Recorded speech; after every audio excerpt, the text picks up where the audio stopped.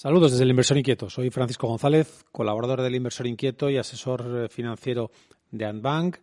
Hoy y en este nuevo podcast queremos hablaros de la importancia de reconocer las diferentes formas de reflejar los inmuebles en la declaración de la renta, en el IRPF, en el cual estamos inmersos y finaliza a finales de junio. Y hay que distinguir, y vamos a empezar ya por ahí, cuáles son las principales. No quiere decir que no haya más situaciones, pero a la mayor parte de los inversores, la mayor parte de los ciudadanos se enfrentan a varias situaciones a la hora de reflejar un inmueble y el uso que tenemos que darle o que tenemos que reflejar en la declaración de la renta. En primer lugar, la más sencilla es cuando reflejamos un inmueble, puesto que es nuestra vivienda habitual y como tal no hay que reflejar ningún tipo de renta, simplemente declaramos que estamos viviendo ahí, por tanto ese primer uso de esa vivienda en la que tenemos, o estamos alquilados o vivimos con alguien, la reflejamos como vivienda habitual y por tanto no hay que reflejar ningún tipo de rentas ni de rendimientos. Las otras dos situaciones más comunes suelen darse cuando alguien tiene un inmueble distinto al de vivienda habitual. Normalmente o bien tenemos esa vivienda alquilada o la tenemos a nuestra disposición. Cuando se encuentra arrendada, genera unos rendimientos de capital inmobiliario, mientras que si está a nuestra disposición, existen unas imputaciones de rentas. Básicamente, el que una vivienda esté a nuestra disposición implica que la tenemos, que no constituye nuestra vivienda habitual. Puede ser, por ejemplo, una segunda residencia. Tenemos un piso en la costa o en la montaña y lo utilizamos para ir a esquiar o para ir a la playa. Bueno, pues ese inmueble que no es nuestra vivienda habitual está a nuestra disposición y se realiza con ello una imputación de rentas en la declaración de la renta. Es decir, es verdad que es nuestro, pero hay que reflejarlo y Hacienda nos imputa una renta, considera que nos produce, entre comillas, nos produce un ingreso y así se refleja en la declaración de la renta. Podemos hablar de esos inmuebles, se les asigna un porcentaje en función de si el valor catastral está revisado o no, y esa cantidad, que ya es automática en la declaración de la renta y se constituye de forma, como decimos, automática, suele ser un 2% si el valor catastral no está revisado o un 1,1% si ese valor ya está revisado, pero como decimos, eso se hace de forma automática en el programa según los datos que Hacienda tiene y nosotros introducimos. Por tanto, si es vivienda habitual, ya sabemos que no hay que reflejar nada más, pero si no lo es y la tenemos a nuestra disposición, la podemos utilizar. Hay que reflejar la imputación de la renta. Es importante en todo tipo de viviendas, tanto si es habitual como si la tenemos a disposición o la tenemos alquilada, y eso nos lo va a preguntar el programa de la renta y nos lo va a preguntar Hacienda, es cuántos días la hemos tenido en cada situación, porque puede ser que en un momento determinado haya sido una vivienda a nuestra disposición, pero a partir del 5 de abril del año pasado decidimos alquilarla y por tanto esa vivienda ha sido una parte ha estado a nuestra disposición y otra parte arrendada. En cualquier caso, todo eso hay que informarlo de forma pertinente.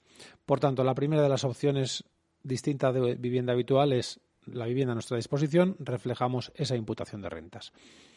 En el caso de la vivienda arrendada, y esto es algo que también mucha gente pregunta, sobre todo en la parte de qué gastos puedo incluir, la cuestión es esa vivienda arrendada, ese alquiler nos produce unos rendimientos de capital inmobiliario. En esos rendimientos de capital inmobiliario son aquellos alquileres, por decirlo de forma sencilla, que nos produce ese inmueble que tenemos en nuestro poder. A esos ingresos hay que reducirle todos aquellos gastos que sean deducibles. Y, evidentemente, en el caso de algún inmueble en el que existan retenciones también se van a incluir, con una particularidad que si ese rendimiento se realiza a algún familiar, es decir, por causa de parentesco, bien sea cónyuge o pariente hasta tercer grado, el rendimiento total tiene unos límites y es que no podrá ser inferior al que resulte la imputación de renta. Es decir, como mínimo nos tiene que dar lo que nos hubiera producido esa imputación de rentas a la que hacíamos mención anteriormente. Esos ingresos menos gastos en los rendimientos del capital inmobiliario permiten digamos que desglosar esos gastos en diversos tipos de gastos. En primer lugar, hay que aclarar que tienen que ser todos aquellos gastos, por un lado, los necesarios para la obtención de los rendimientos, con lo cual todo aquel gasto que sea imprescindible para ello nos lo van a permitir incluir, además de las cantidades destinadas a la amortización del inmueble.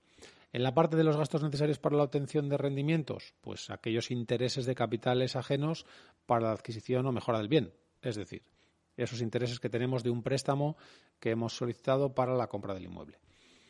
También hay que, o se pueden incluir en estos gastos deducibles, los de reparación y conservación del inmueble. Hay que distinguir los de reparación y conservación de los de mejora. ¿Vale? Si realizamos un gasto para pintar el inmueble, es un gasto de reparación y conservación. Si se instala algún elemento que lo que hace es incrementar el valor del inmueble, ya no sería un gasto deducible por la parte de gasto de reparación y conservación.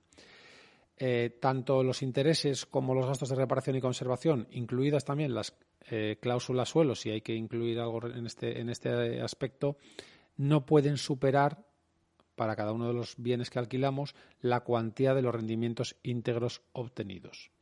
Y el exceso se puede deducir en los 4 años siguientes.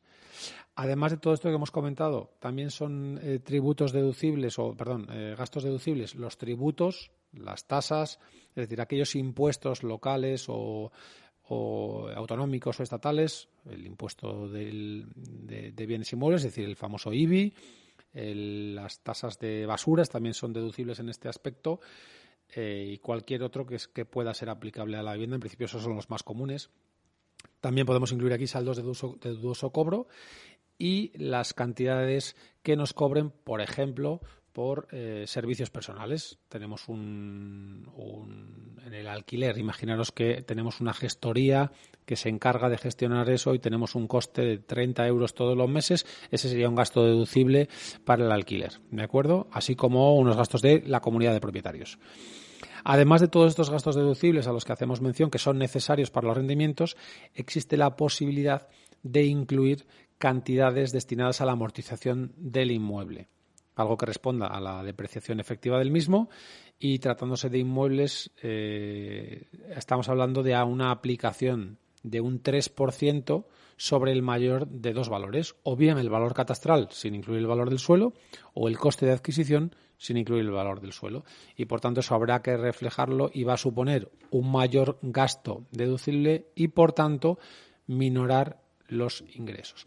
Un apartado especial o un recordatorio es que existe una reducción por arrendamiento de viviendas, de tal forma que si nuestros ingresos menos gastos dan una cantidad determinada, el rendimiento sobre el inmueble, si está destinado a vivienda, se va a reducir o tener la posibilidad de reducirse en un 60%, y por tanto nuestro